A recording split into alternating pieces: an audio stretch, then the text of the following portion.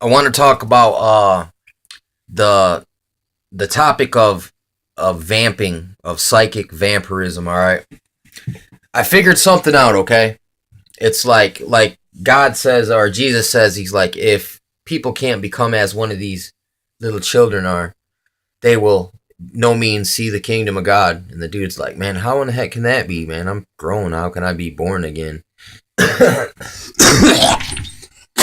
But anyway, uh, this is what I found. Okay, I went and I was sitting over at this house, and there was these kids everywhere, and I was like, I shrunk like this. Like, listen, the kids absorbed my spirit. They just took it. They just took all my energy, and I was left drained. Like, ugh. I mean, they're not my kids. I'm very susceptible to energies, and likewise, people can vamp me real easy because I'm like a fucking antenna. You know what I'm saying? I'm not only an antenna, but I'm also sending out a signal as well.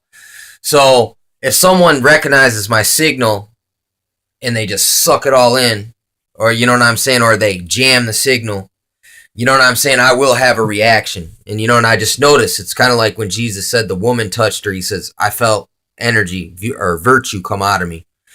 And he says to the woman, it was your faith that made you whole. But anyway, kids come up to me, ask me a bunch of questions, want me to do this, want me to do freaking that. And it's all about attention. They need attention. And when they don't get the attention, they vamp you. They take your attention. They make noise. They act bad. So in a way, I realize this. It's like, look, the children need constant attention, and you keep them. If you keep their glass full, they won't vamp you as much. So it only takes a little bit to keep their glass full once you get it there. But if you neglect it, they become total psychic vampires, dude. And what I realized about dealing with narcissists or people that struggling with narcissistic tendencies, because not everyone who has narcissistic tendencies is a freaking narcissist.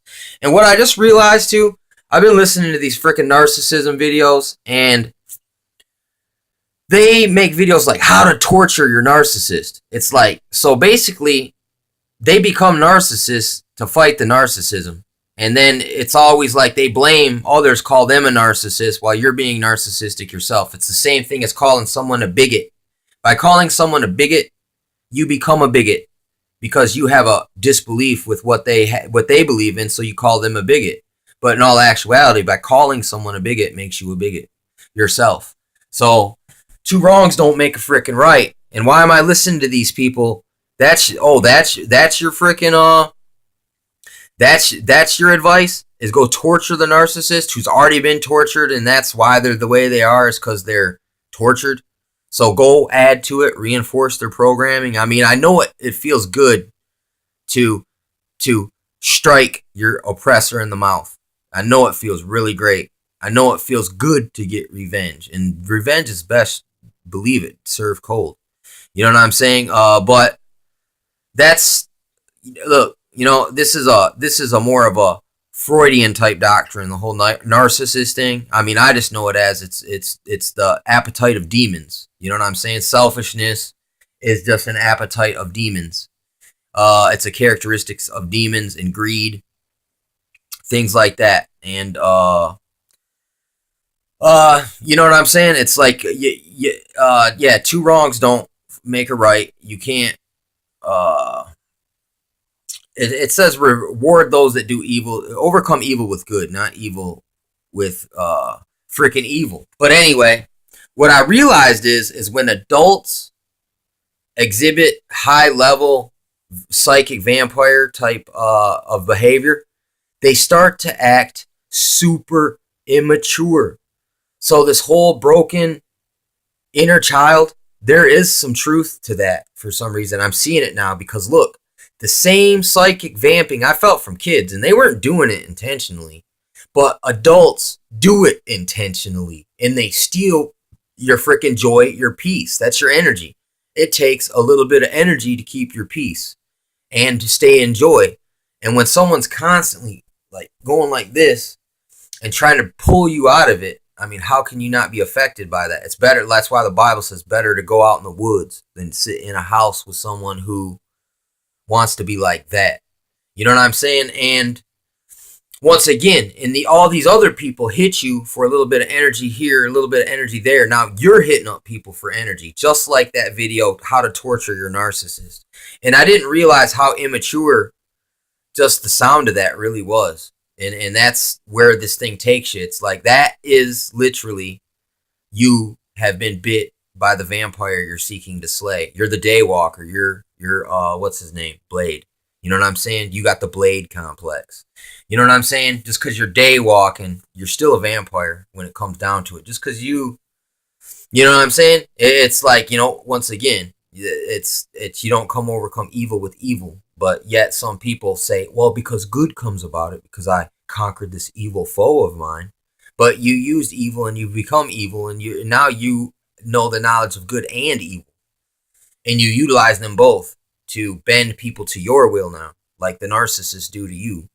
So it's a very slippery slope here. And, once again, I'm feeling kind of used and abused by the narcissist videos, because I've listened to some of them and they literally they're freaking flying monkeying themselves over their narcissist. You know what I'm saying? I mean, and look, it is a real complex.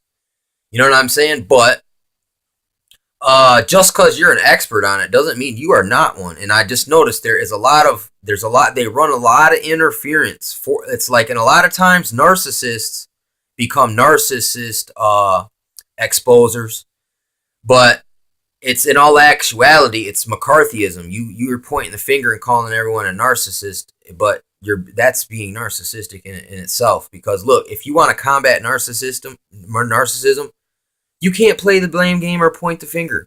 You're actually always supposed to forgive everyone, cut them some slack. But don't play into their hand neither. You can't play into your narcissist's hand and expect them. You gotta. It's like they want wood on the fire. You gotta take away the freaking wood. When you make videos about how to torture your narcissist, that's like, here, go throw all this wood on the fire, and we can sit in this burning house together and perish.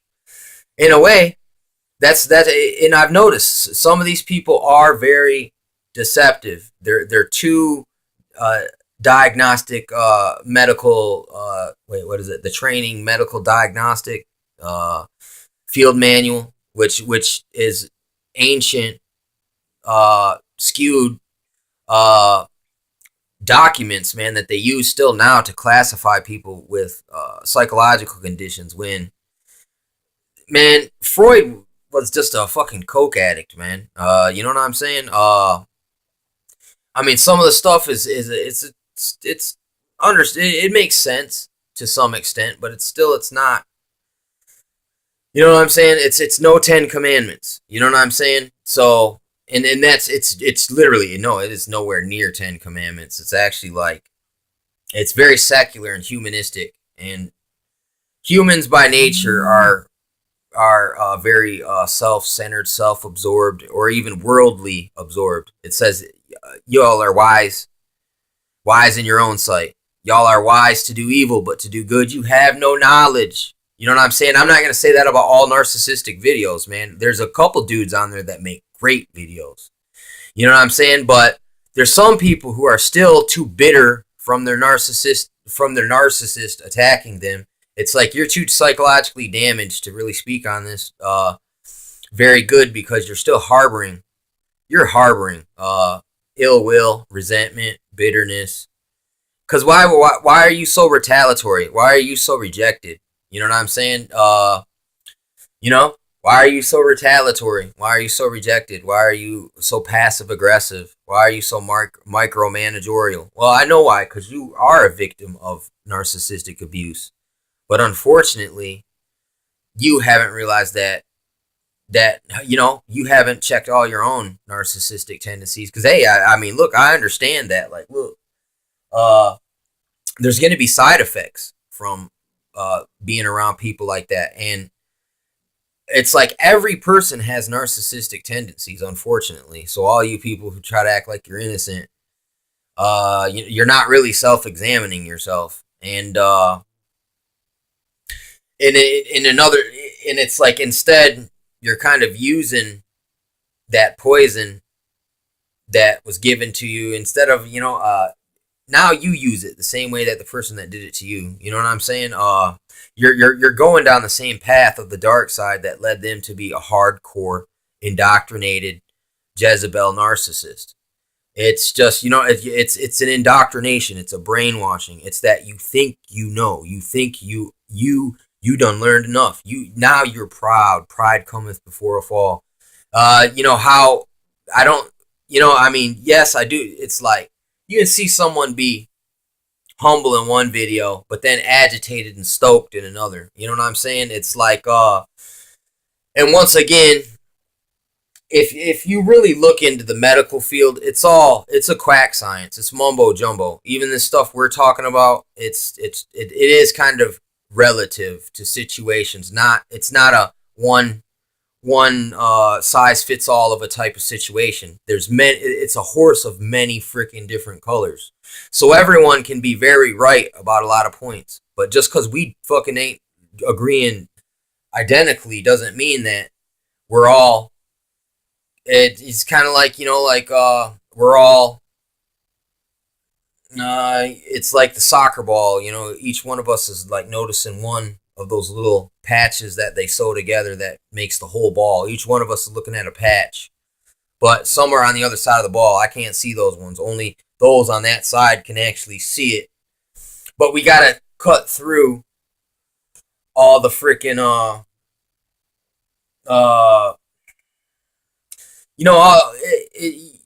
you got to take it with a grain of salt. In other words, because you're talking to people who. Another thing, if you're in a car accident and someone wants you to give a witness to what you saw, you couldn't have saw it at all. But if someone was standing on the curb and they're non-related to your situation, they happen to see you and the other guy crash, it'd be better go to that third person because he could give an actual account because he was not engaged. He didn't get his head. He didn't get whiplash. He was watching you do it. Just because you were in it, it seems like you should have the best vantage point, right? But you really don't. It was an outsider who had the best vantage point. And look, a narcissist, a self-centered, a proud person was going to be like, it's my story and I want you to hear it now. In all actuality, a wise person would say, yeah, this guy probably seen it all. I was getting thrashed about and this blood coming in my eye from hitting my head on the steering wheel. I couldn't see everything that happened. I don't even know what happened. That's a person who's honest with themselves right there. But you know what I'm saying? You can just see and that's another thing. You can see the intentions of the heart, man, where people are at, man, where's their head at, where's their state of mind at? You know what I'm saying? And a lot of people are self-absorbed, man. Self-absorption, self-examination is good, but if you become so self-examining that you become self-absorbed, that is another form of narcissism. You know what I'm saying?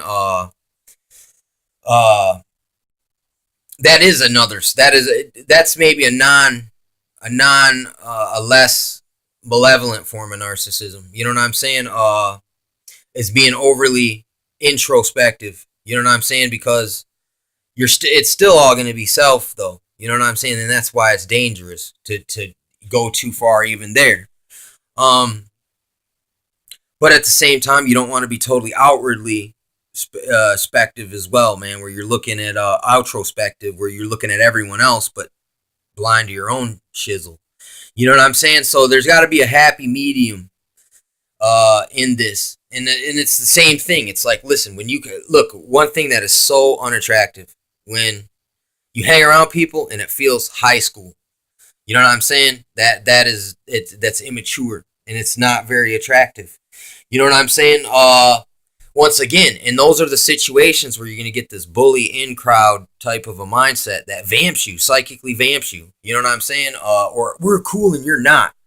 If you believe their rhetoric, you know what I'm saying? It can vamp your freaking energy. You know what I'm saying? But even if they say something and you know they're full of shizzle, and then you start to feel hostile towards them and salty and full of rejection and bitterness, and now you're seeking revenge and retaliation. Look, they just infected you with the narcissistic vibe. that whether you act on it or not is up to you. See, once you recognize it, now you have no more excuses for doing certain things. Don't act like a kid. Don't be immature. That's what psychic vamps people.